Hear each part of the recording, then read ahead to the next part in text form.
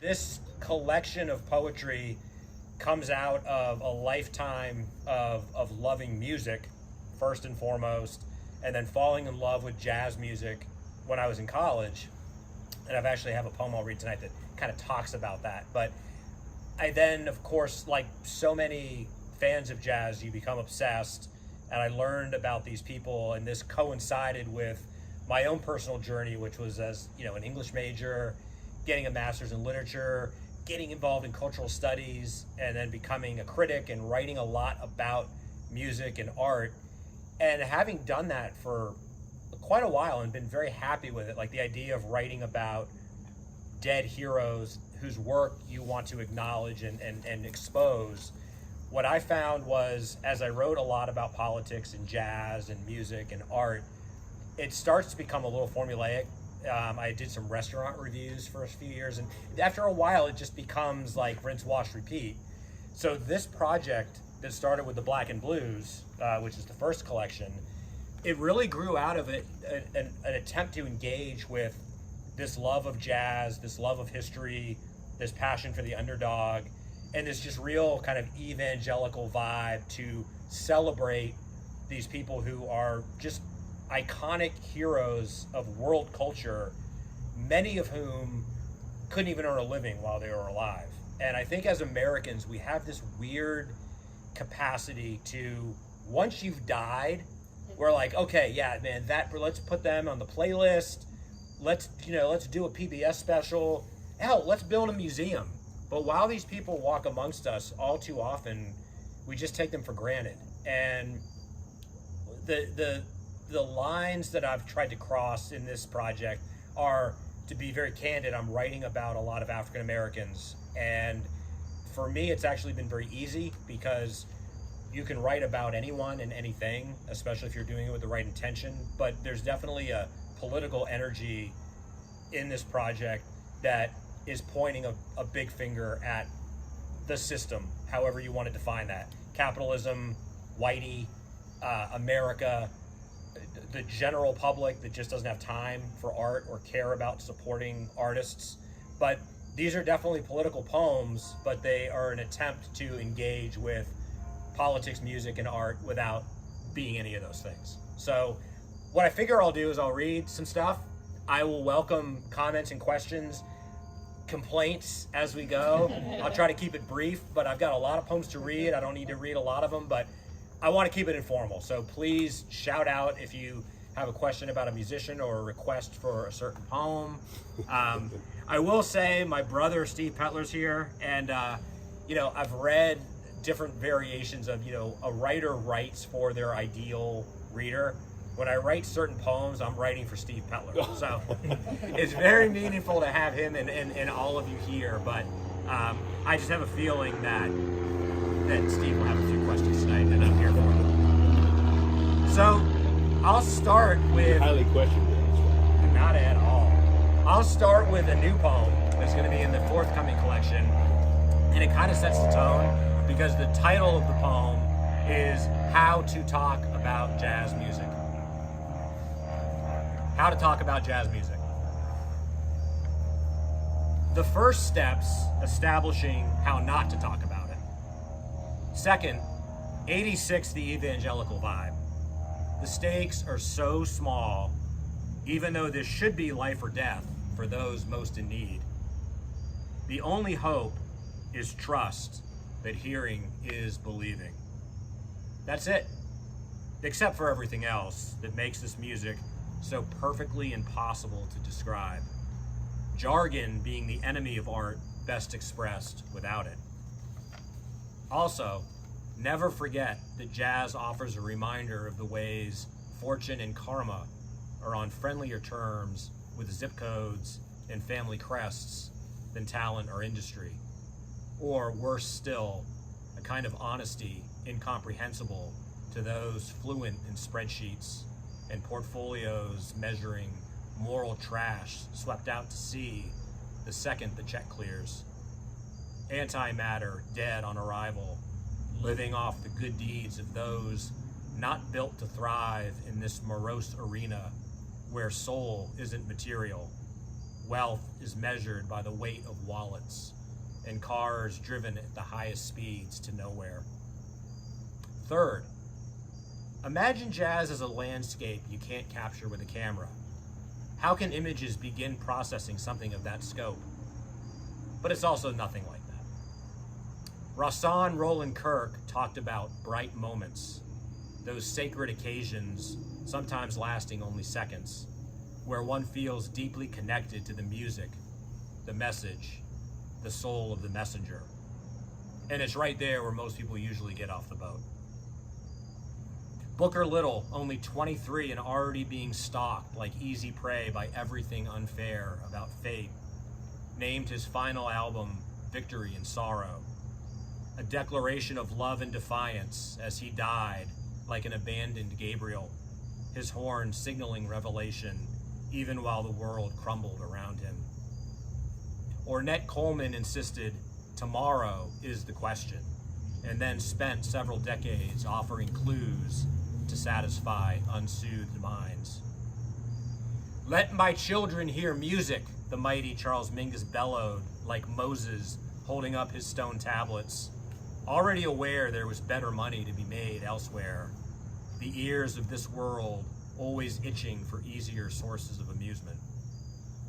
Perhaps it will suffice then to suggest that jazz music finally is an escutcheon, a spiritual shield for those seeking protection from false prophets. Art is best understood as a succession of prayers already answered, their source a faith that requires no ritual and is both shared and celebrated without words. Nice. Thank you. So another one from the forthcoming collection, this talks about the moment in college. And I describe it, but I'll just set it up by saying I was already totally into music, and this was circa late 80s, early 90s, so of course pre-internet. If you heard a certain song or a movie that featured a jazz composition, some of us will remember it wasn't easy. In fact, it was often impossible to figure out what was that. So you go to the record store and look at an album cover and go, it sounded like that, and then you start buying shit. But you could never really figure it out. So I knew I liked jazz, but I just had no idea how to navigate a century of all this music. So coming up on my senior year, I had an elective to burn, and there was a class called Introduction to Jazz Music, and I thought, that's it. So I took it, and the rest is history. So this poem is called Ornette Coleman's Overture. And Ornette Coleman, for those of you that don't know, he is a master jazz musician, no longer with us, but he was one of the first, if not the first, jazz musician to popularize the notion of free jazz, which took bebop from the 50s even further out and didn't really use chords. So there were established musicians that were like, this guy's an interloper and a poser because what we're hearing doesn't make any sense. So he scared people. You listen to the music now and it's like, these are like nursery rhymes. These are instantly identifiable lullabies. But in 1959, he was way out there.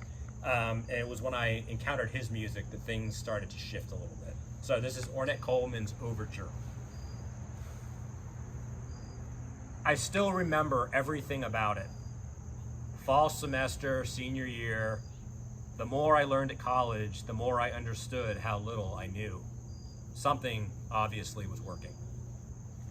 I was prescient or just plain lucky enough to sign up for an elective called Introduction to Jazz. We'd gone through the century, decade by decade, and it got better as we went. Yes, bebop was what I'd been missing all along without realizing it. But it was what came next, the more formless expression that started creeping out of the margins like lava, oozing through ancient stones that portended obsession. Those names, Mingus, Monk, Miles. And then, as we tackled the topic of free jazz, a dude who had the audacity to name an album The Shape of Jazz to Come, in 1959 no less. Ornette Coleman, the canary in the post-bop coal mine. Like all iconoclasts, initially greeted with indifference, then disgust, then fear. Chords? We don't need no stinking chords. His compositions scoffed, a freak flag flying out of the underground into the avant-garde. I still remember how quiet the room was and how concerned my ears got. What is this? Like something I'd never heard or felt. A new language, a new sensation, a new way of seeing everything. That first amoeba slithering onto shore. Nothing I'd ever known, and all the things I now knew I needed. How is it possible, I thought, to make instruments scream in agony and shriek in joy at the same time? And those song titles offering just enough to help you dive in the deep end. Lonely Woman, Congeniality, Focus on Sanity. I walked around campus after, the autumn sky all schizophrenic, yet serene with colors. And those notes I couldn't get out of my head. This is it, I thought. This is music. This is addiction. This is love. This is the first day of the rest of my life.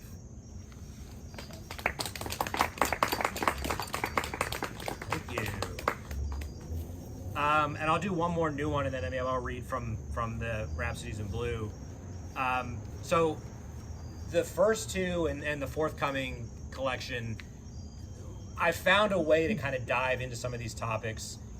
It becomes a bit of an adventure for me, is to take not only a particular song or musician or band or album and just try to home in on like one aspect of it. And by getting in through that kind of narrow doorway, then all bets are off and we can talk about biography, history, culture, politics, all of that. So all of these poems have, like I said earlier, kind of a political, there's an anger, there's an indignity about the fact that some of these people who've made so many lives so much better and have made so many people wealthy struggled, and in some cases couldn't get out of it alive.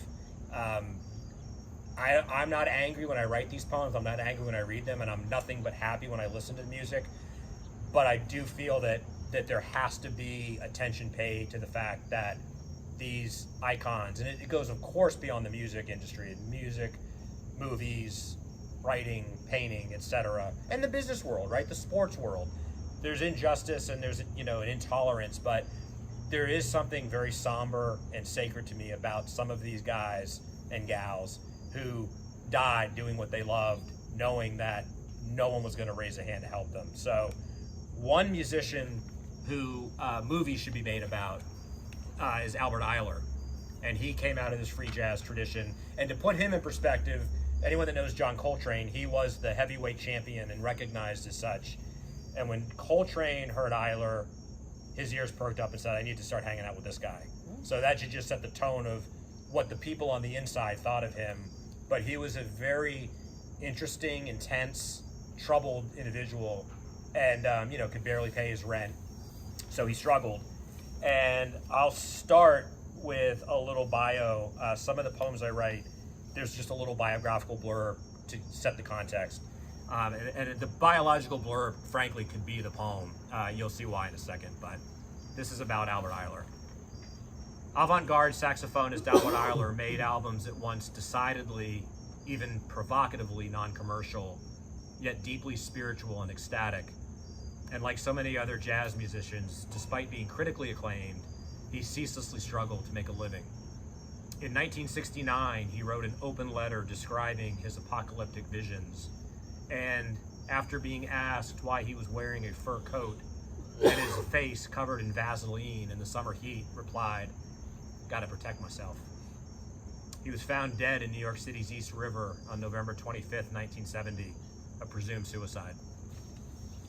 So this one's called Albert Ayler's Vision.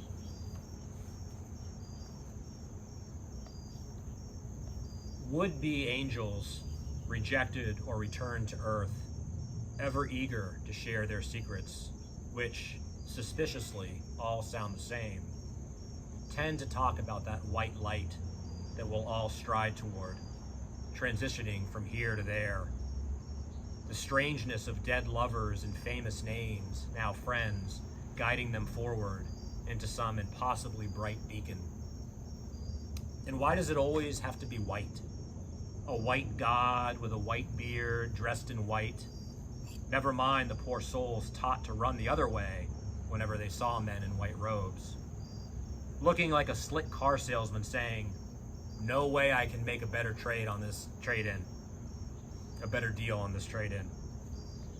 Or consider the revelation of Malcolm X, reading the dictionary from start to finish as he bided time in the purgatory of prison, unlearning what it takes to stay on the right side of iron bars, figuring out as he did why they say those who win write our history, and why white makes right and the wrong people get blackballed, according to a code baked into words by the white pie in the sky, a place where all will be revealed, baptizing non-believers with the light of white hot fire.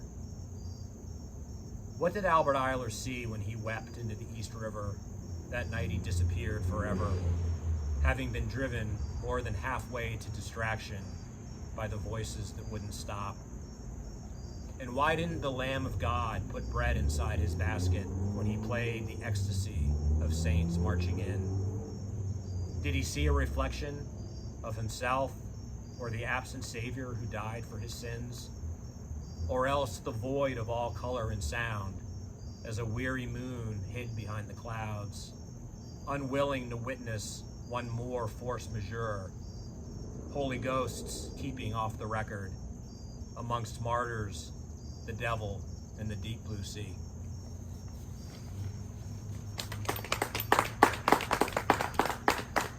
Thank you so much. So, yeah, I mean, some of this stuff is kind of heavy, as you can imagine. And I think there's a place for that. There's a necessity for not varnishing the cold, hard reality of the artistic life, of the life of anyone that struggles. Add to that mental health issues, poverty, being black at a time where the system made no bones about saying you're on the outside and we are paid to keep you on the other side. I talk about kind of there's a pain and an anger in some of these poems, but there's also a kind of defiant happiness. And someone that I love because he beat the system partly because he had the talent and the perseverance to do it, but he also was one of those that refused to be kept down. That's Miles Davis. Decade after decade, one of my favorite Miles Davis stories, whether it's true or not, it's better if it isn't true, but I think it is true. He was at some event, it might have been the Kennedy Center Honors, but he was at some event with a lot of white, rich people that didn't know him or jazz. And he was this, later in his life, kind of a Chuck Reader character, dressed nattily and uniquely, and someone that everyone would ask, who is that guy? So some older white woman was like, and what are you doing here? And he responded, I changed music 3 or 4 times. And he was right. So this one's called Miles Davis's Destiny. And the source point is in 1957, he recorded the first of many seminal albums called Birth of the Cool. Miles Davis had 2 big things going for him in 1957. He was great, and he wasn't waiting for anyone else to anoint or deny him. That's cool. Owning your own destiny and the definition of yourself, even or especially when an entire system is constructed to prevent exactly that. When being able to decide who's in or out is how C- motherfuckers design curriculum and approve city codes, or decide jail sentences, or start wars. Miles grasped what every genius born black before and after him has understood. You can't ask reality. You need to reconstruct it, oblige it. In a silent way, those spaces between notes are screams. The room you make to set up shop and be boss, even or especially when most of the world won't listen anyway.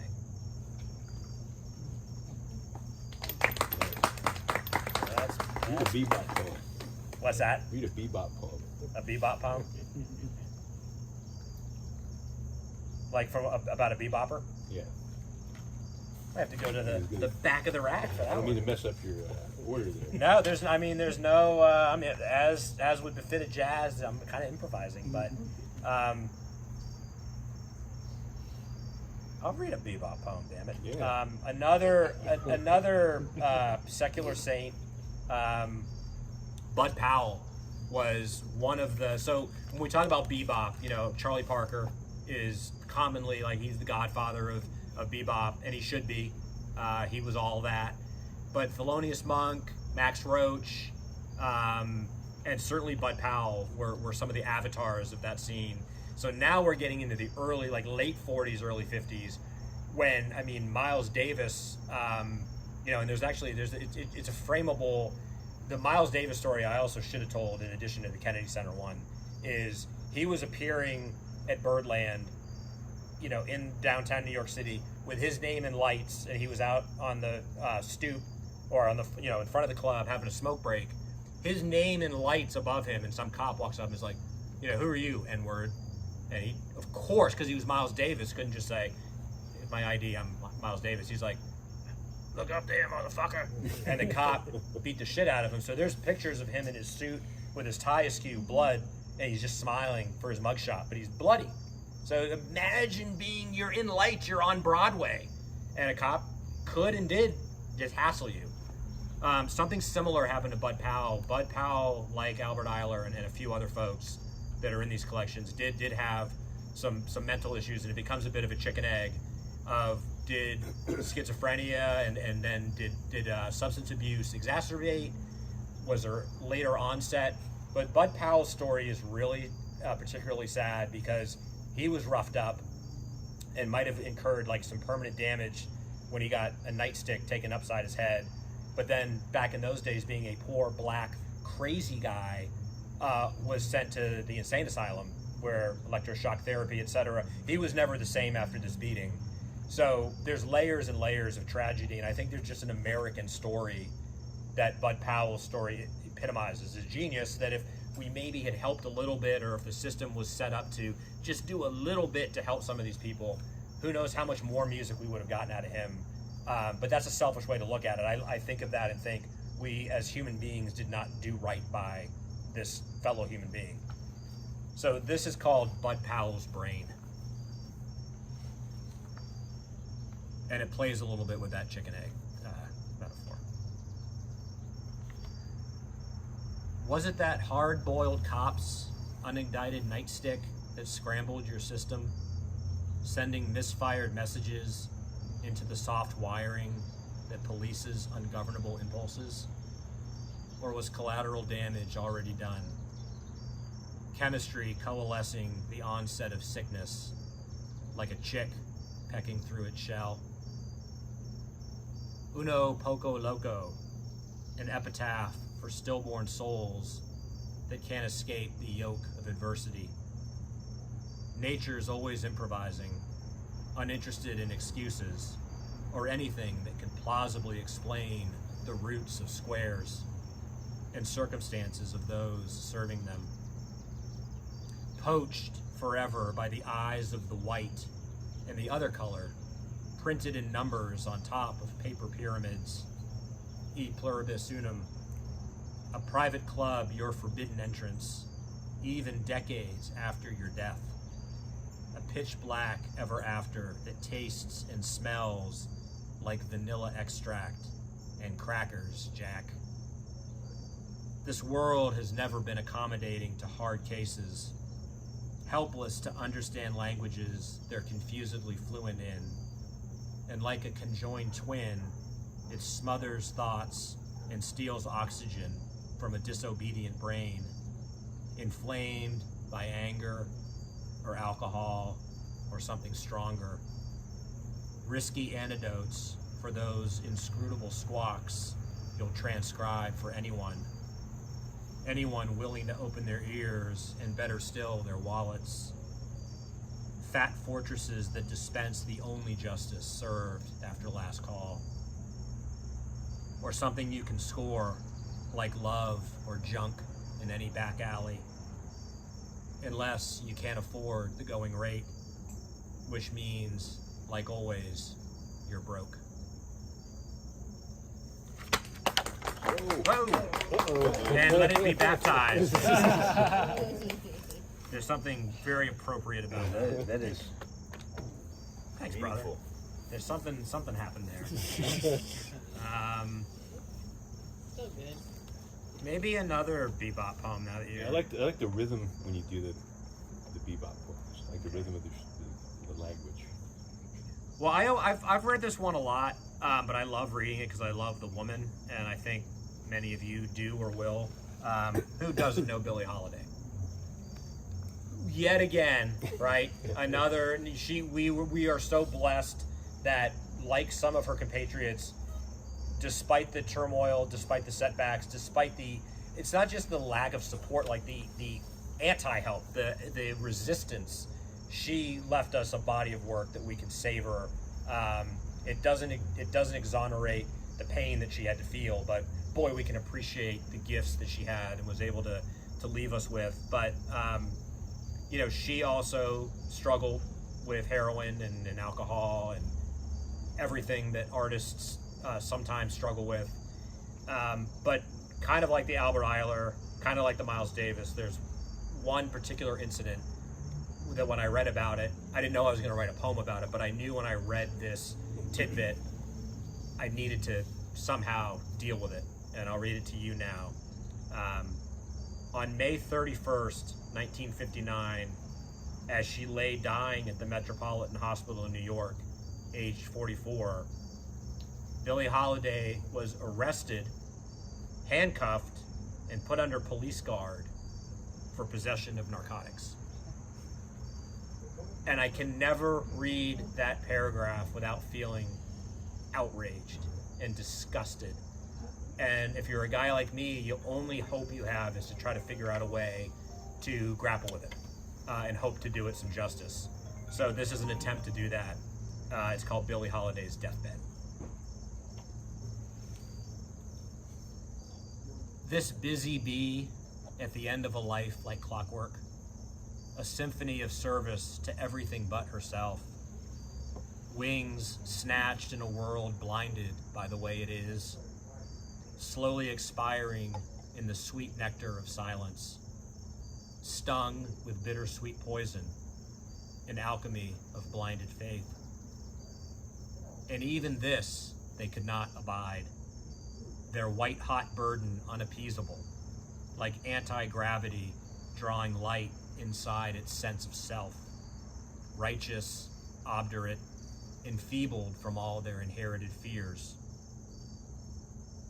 Who are these men that know nothing about the blues, inspiring jinxed history with officious ink, corrections bled red outside the margins, ignored or overcome, their shared voice warning, be more like me, or worse still, stay separate, apart, unheard, entitled or at least allowed to live, strange fruit that rots inside dark spaces or gets torn down from trees, weeping their weary hymns of silence, caustic smoke signals blown from burning crosses.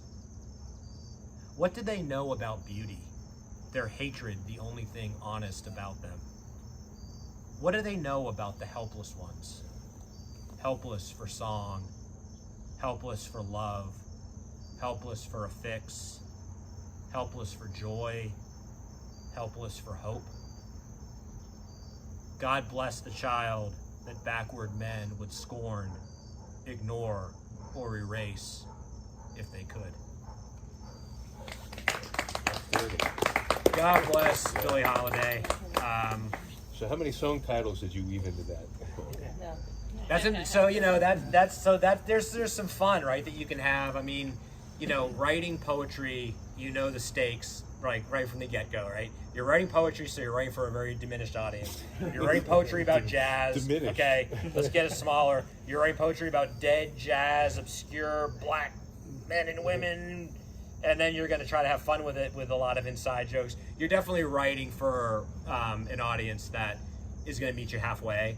But my hope with all of this work is, you know, it really is a very genuine attempt to evangelize. If I can help turn a handful of people on to some of these personal heroes who have made my life immeasurably better, it's all good.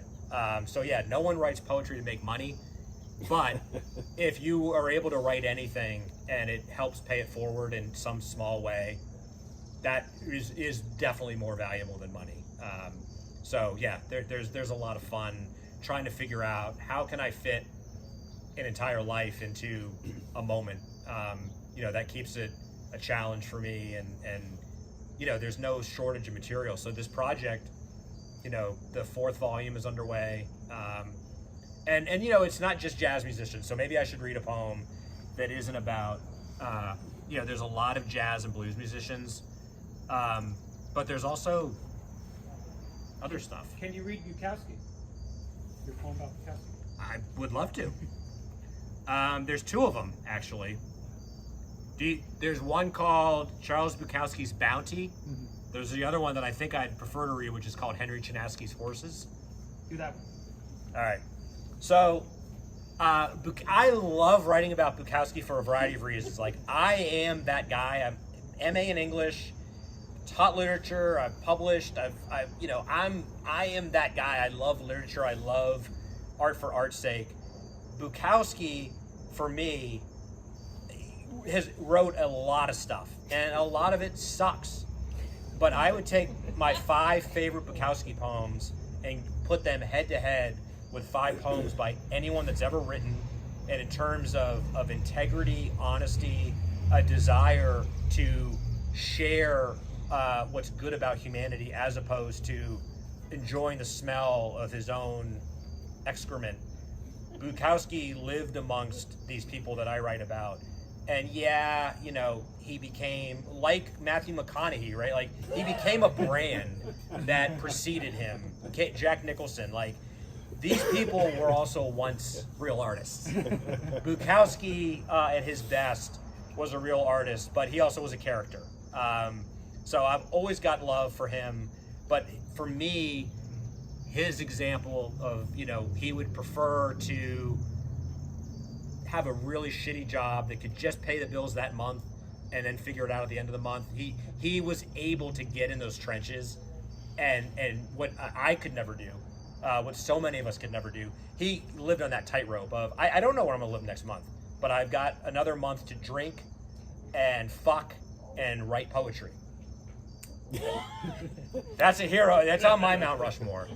But one of the ways he made money is he became good at betting the horses, and he wrote about it in his novels. Like, he went to the track, so he would work a post office job, or be a trash man, or panhandle. He'd be at the starting gate at 4:00 with a scotch, picking the numbers, and he would make enough money to pay the rent that month. So I want to celebrate that, and so and one of his alter egos was Henry Chinaski. So this is Henry Chinaski's Horses. It's about him, but it's also about the process. He couldn't face the words, he wrote, until he made it back from the track.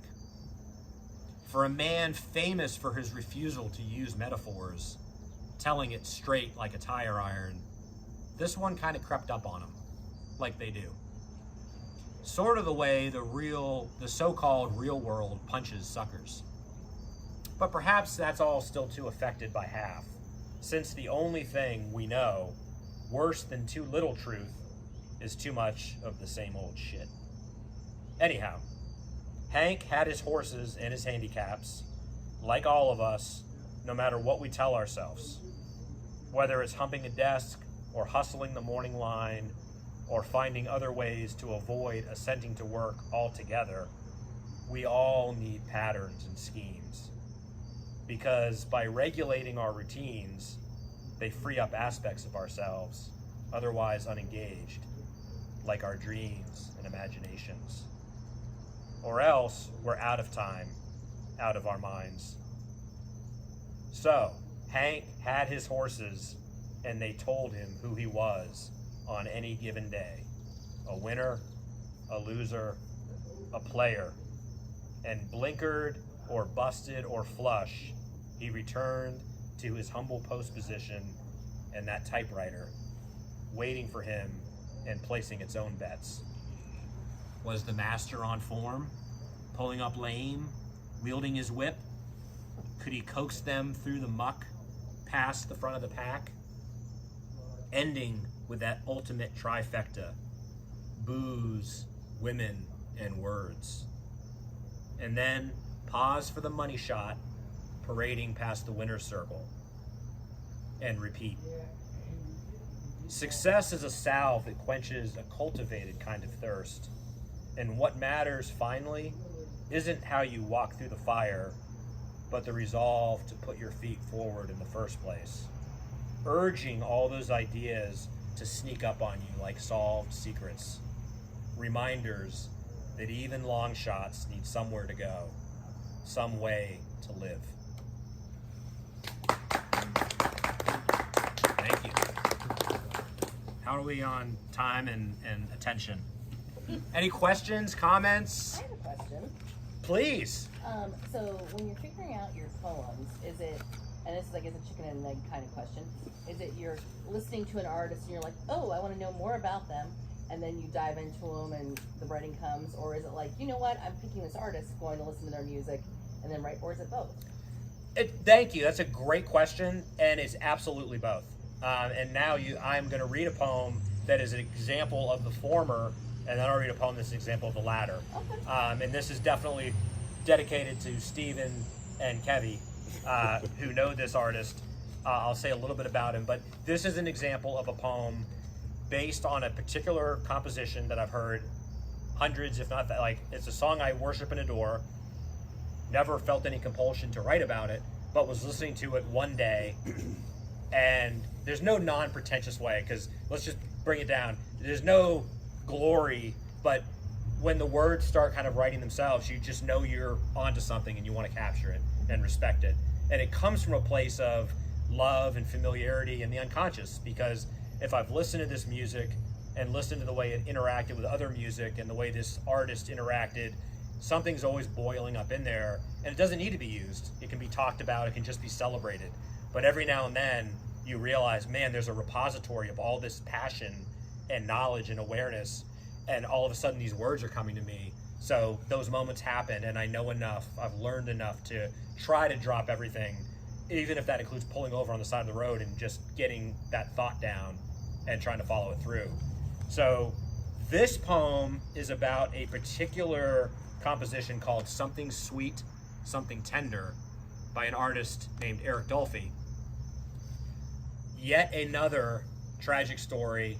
Eric Dolphy was on the very short list of musicians about whom no one is on record saying anything bad about. Charles Mingus, who was a very cantankerous sort and did not suffer, not only did Charles Mingus not suffer fools lately, he didn't suffer his own bandmates. He would beat up his own bandmates for making mistakes.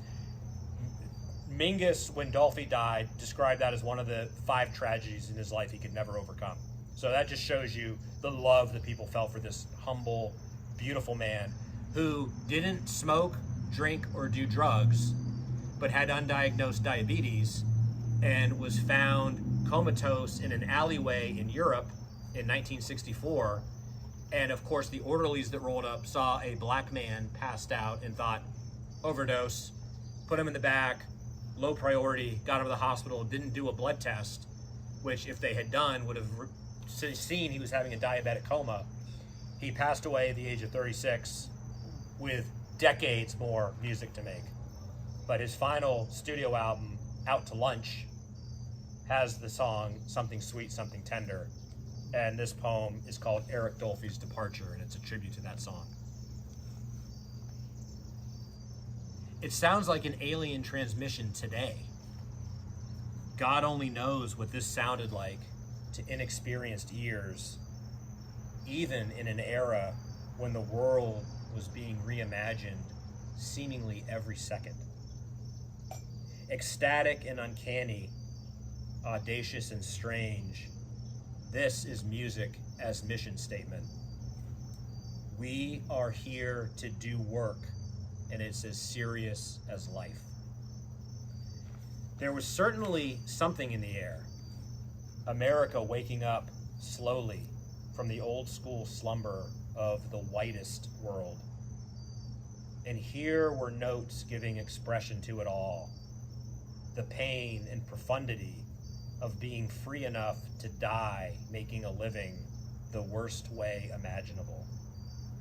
The USA undefeated at finding new ways to shun the ones who dare describing the sublimity of life, with burning words that had to come from space or somewhere even further out.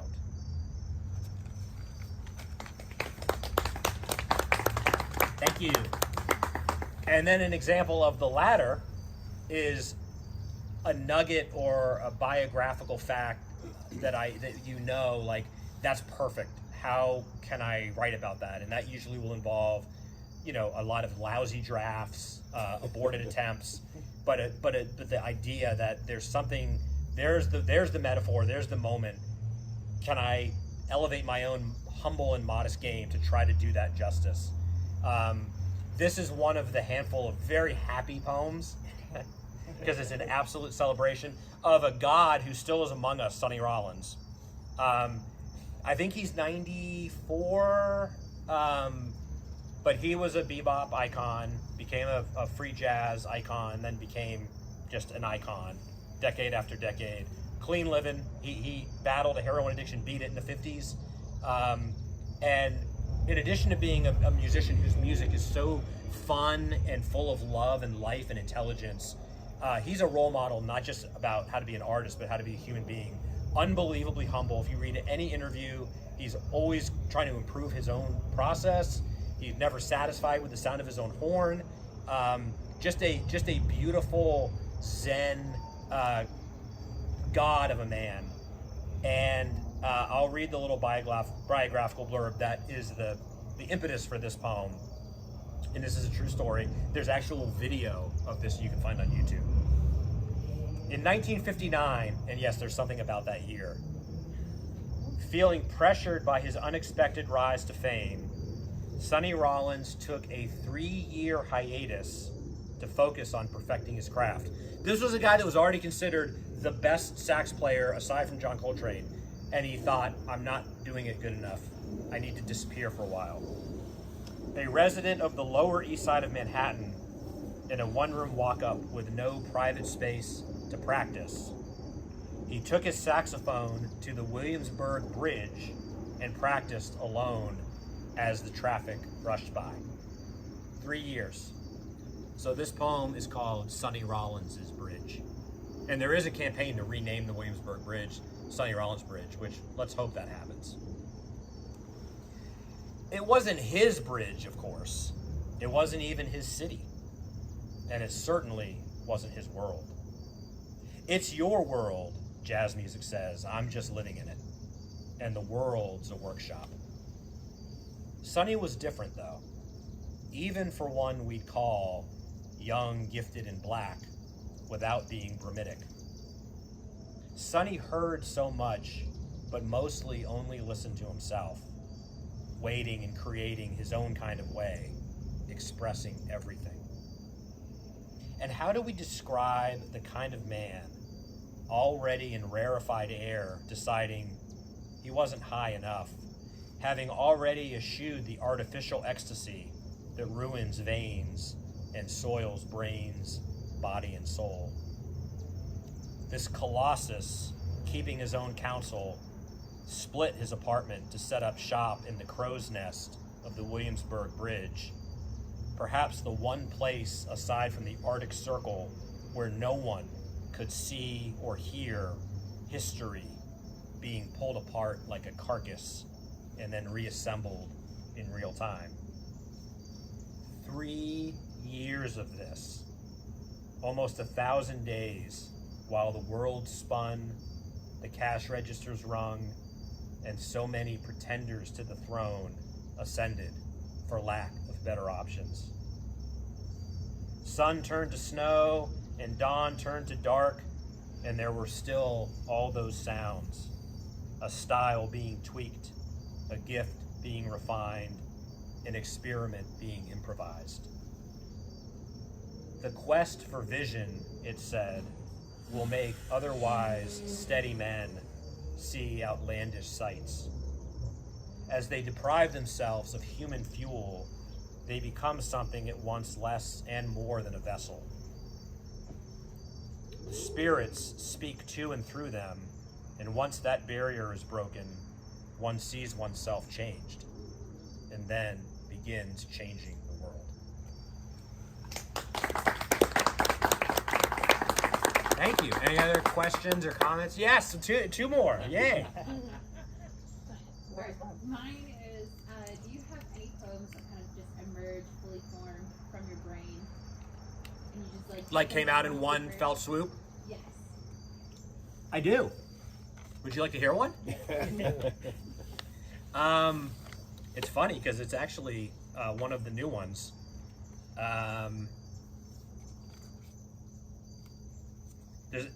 Yeah. So this, and it's funny because this is not intentional. This is what happens when you improvise. I gave an example of the former and then the latter. This is actually an example of both. It's an example of listening to a song I've heard a zillion times, has moved and inspired me and consoled me. But while I was listening to it, this image came to me, and this flowed out. And this is less than a month old, so this is new blood. It'll probably be retitled, but right now it's named after the song, which is Duke Ellington and John Coltrane play In a Sentimental Mood from 1963, which is from their collaboration, John Coltrane and Duke Ellington from 1963 on Impulse Records. If you've never heard their rendition of In a Sentimental Mood, it's the old school and the new school coming together and creating perfection. It's that simple. I'm not gonna. One needs to know their limitations. Like, I'll leave it at that. Because what can I say about John Coltrane and Duke Ellington that they can't handle? But this flowed out, and it takes, let's just say there's some metaphor going on. So Duke Ellington and John Coltrane play In a Sentimental Mood, 1963. It's as though two great warlords from different epochs, each having amassed a lifetime of campaigns, carnage and spoils beyond what any god or country could claim, find each other on a new and foreign field. Nothing but instinct guiding the instruments at their disposal, muscle memory and a solemn invocation, inviting spirits and memories or anything sacred.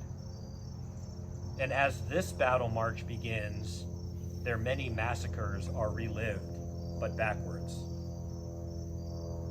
All at once, scores of deafened ears startle to the sound. Still bleeding bodies rise and rush in reverse toward quiet countries, putting down swords and finding homes and families, returning to domestic toils, modestly prepared meals slowly savored. Cattle and fowl by the dozens withdraw from knives and axes to rejoin their herds, huddling safely in a morning mist. Children do daily chores and are born in succession.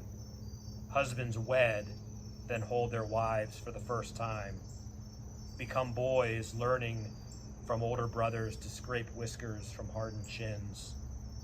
Are shown how to ring bells at evening service for blessing of the crops. Meditating on and still believing in eternity. Conjuring the magic of chanted spells. Shrinking within themselves to look up expectantly at fathers dumb with adoration. And further on, finally into a sweet, silent space of darkness, basking sightless and blissful in the warm calm of those moments, following the divine light that brings life.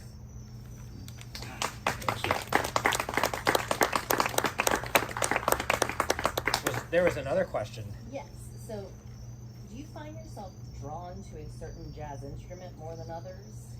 That like you prefer to listen to and that may inspire you to work more than others? That's a great question. So I'm happy to say no. Okay. But I think it's because I do not play. I have no talent for music whatsoever. Never pursued it. I can't even air drum and keep time. Like I just have no ability. But you know, when I was like early on, I was a case. You know, like by the time I was a teenager, I was that guy. Like music, music, music. And so the question I've always been asked is like, what instrument do you play? None. Didn't you ever want to play music? No, it just never spoke to me.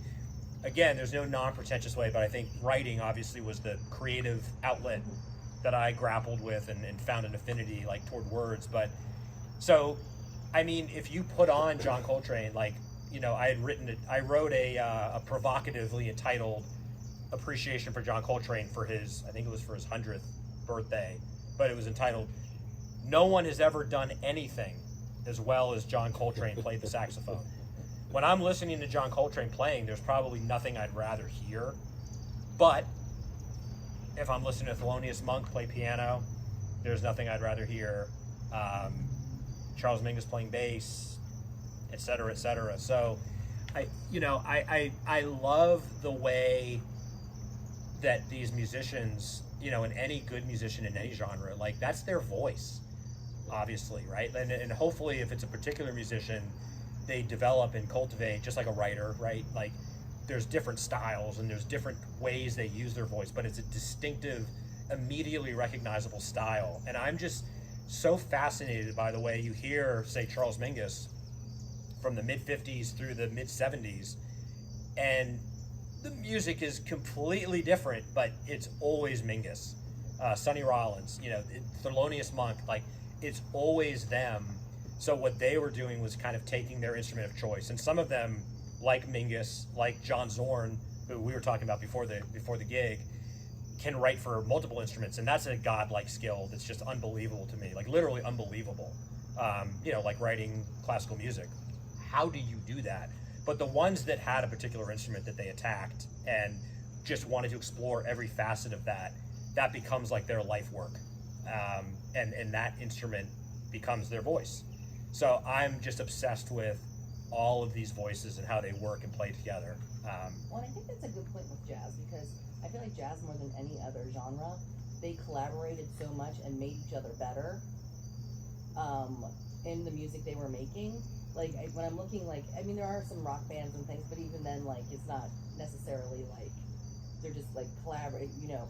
But I've always been impressed. Like, we just recently watched a documentary about like Wayne Shorter with Miles Davis, and like what Wayne Shorter brought to Miles Davis, and like took his music up a couple notches and stuff. Like, Yeah, it's kind of insane. it totally is. And yeah, Wayne Shorter, you know, rest in peace. Another Sonny Rollins like figure, a guy that was just almost like a monk for the music. It completely consumed him, and he was able to use all that productivity and energy and positivity. And yeah, I mean, who else could walk into Miles Davis at his peak and say, I'm going to kick things up a notch? And Miles, who again, like Mingus, didn't suffer fools, Miles was smart enough to say, yeah, we'll follow your lead. You know, unbelievable. And Wayne Shorter, you know, as much as a player, was a composer. Yes. So he was writing that music for all these musicians. So it's just it's an astonishing ability to use, you know, the best and the brightest. And I guess it's kind of like an all-star team. When you get some of these jazz bands together, it's the best players on their collective instruments coming together to make this beautiful noise. And I guess I appreciate how they do seem to collaborate so well together and not necessarily fight to be in that piece anyway. Maybe behind the scenes they did. Yep. You know, but like when you're listening to it, it's just very collaborative, and they're playing off of each other, and just, you know. I think jazz music, you know, in particular, it has an enforced modesty, because who can be perfect? But the goal is to at once master your instrument to the extent that you can improvise, which I think is where a lot of people just, they don't like, whatever, I don't get it. To write, just like people that have written avant-garde fiction, Faulkner and Gabriel Garcia Marquez, like they could write straight literature, but they got bored with reality, so they were able to. I think jazz musicians, you don't just come in and start squeaking and squonking. You've mastered your instrument to the extent that you can walk on the stage and go, I have no idea what I'm about to play, but something's going to happen. There's something about that operating without a net that keeps them humble and keeps them, they want that high, that rush that comes from connecting with other musicians. And, you know, having seen, I know there's some others that are here that can attest, like seeing that live performance, there's nothing like that. Because, right, there's nothing sexy about watching a writer write. There's really nothing sexy about a writer reading. But seeing a musician or several musicians improvising and making that music in real time, that is like a drug to me. I can never get enough of that, but I'm also just so kind of in awe of it and humbled by it. No comments or questions? Oh, I've got one. I'm in all. I just can't. Yeah, I'm in all about it. So when you're writing, you're celebrating your heroes. You're coming to terms with the injustices of the past. But if Ornette was saying that tomorrow is the question, are there current artists that you're celebrating or shedding light on those things? I mean, not that the greats shouldn't be celebrated, but Yeah. like John Zorn was one example. Yeah, and it's a great question.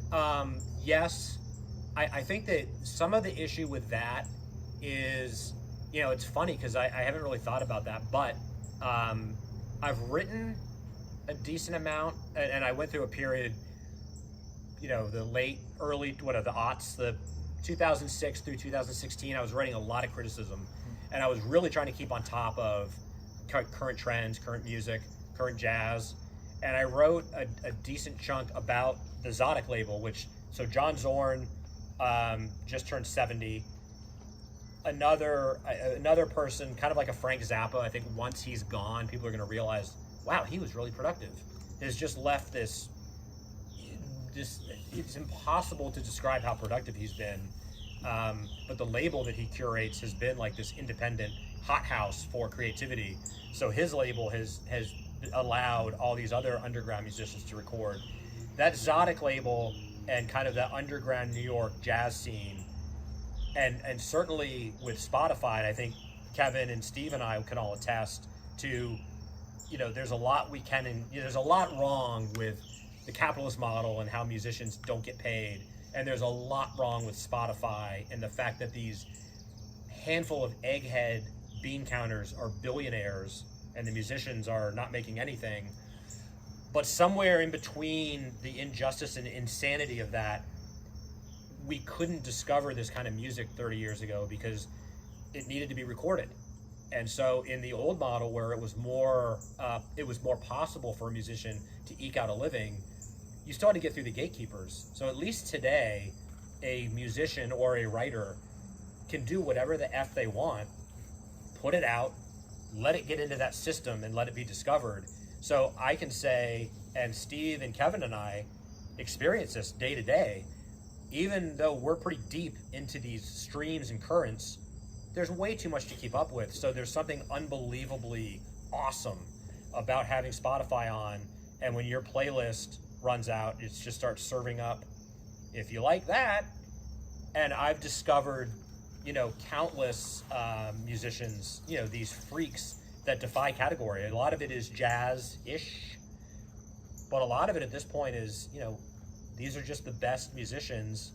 And I think if they came and tried to play the Bright Box, like 3 people would show up. So I don't know, you know, is there a way to reconcile that? Writing poems about them certainly isn't the answer, but it's one way. You know, it's one way.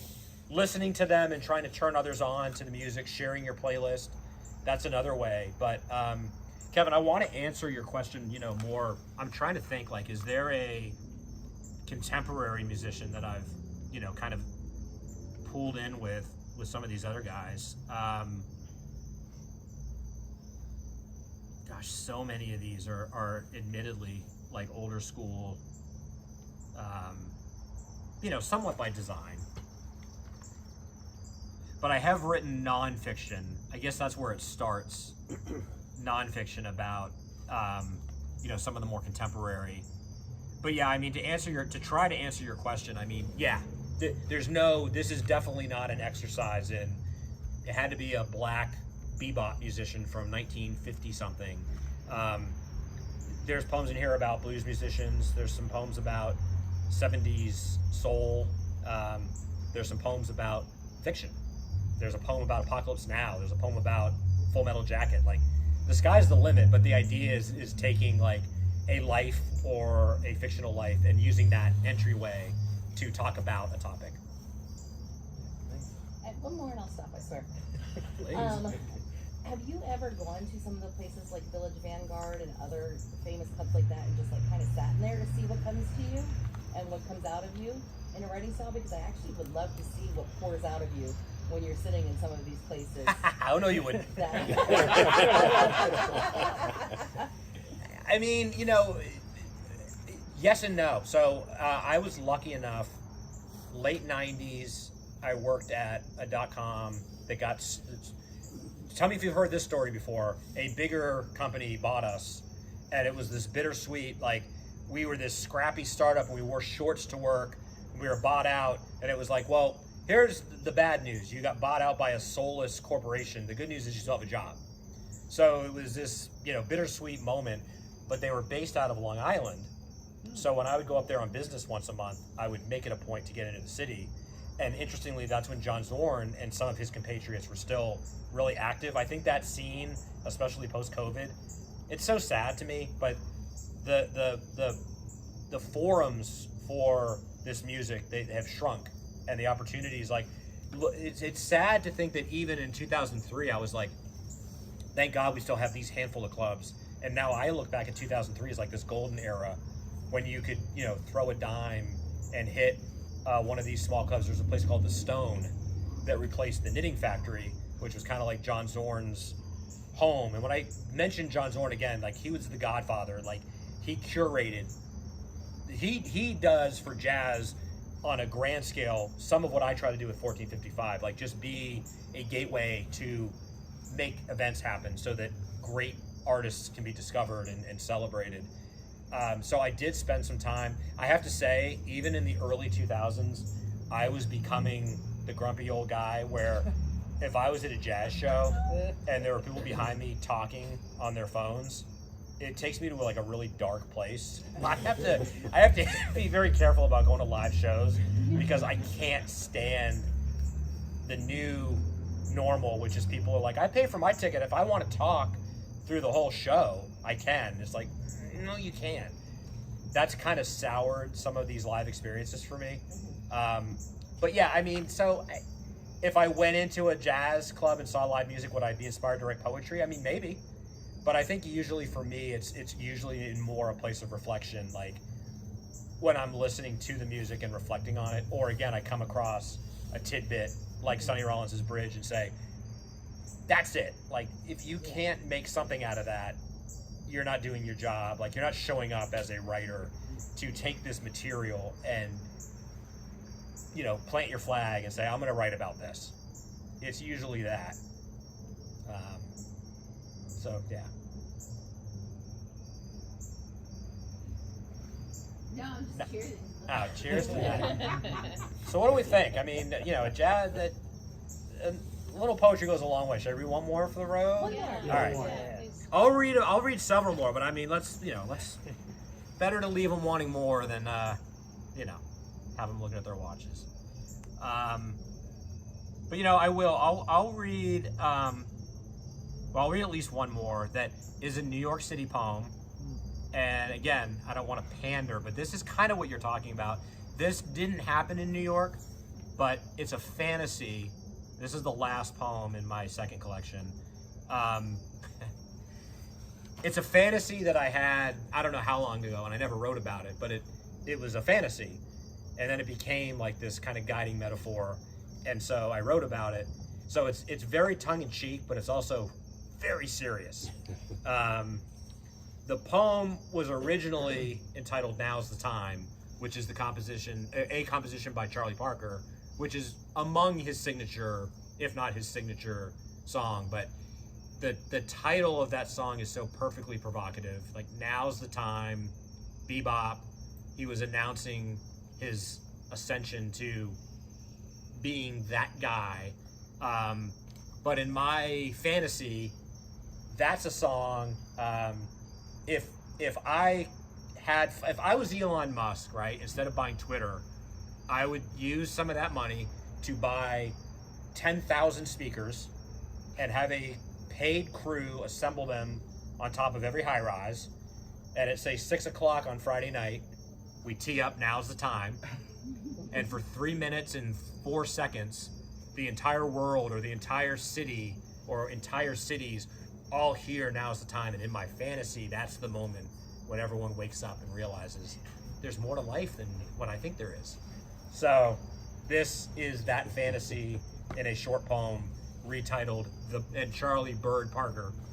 This is The Bird's Call. Not blessed with faith in revelation, I have a dream. It suspends disbelief, financial constraints, and physics. Seeing myself high in the sky at rush hour, arresting all traffic to broadcast some Charlie Parker. A burning bush before the apocalypse now. Everything ceasing and otherwise silenced as this sound scrubs and rewires the collective consciousness. A confirmation. Listen, we've tried everything else, and at this stage of empire, is there anything aside from economics, isms, ologies, and apathy to remind us our best work isn't done behind desks or inside vacated bank vaults? One horn toppling towers of Babel, recreating this world from its wreckage. Every salvaged soul suddenly speaking in one tongue, able at last to tell everyone exactly what time it is.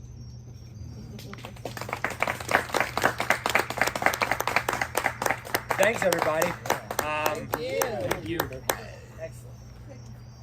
Before everybody leaves, Yes. I just want to say again, thank you, Sean, for doing this. Oh my gosh, it's my pleasure completely. Thank you. Thank you to the team, the generosity of the supporters, the Peter Bullough Foundation, the mission. Again, I'm on record as supporting it. We've worked together. I look forward to look forward to much more of that. But I'm not only a friend, I'm a fan. It's a tremendous honor to be here in the garden. And it's seriously, guys, thank you for coming out. It means the world. And yeah, go and listen and love life.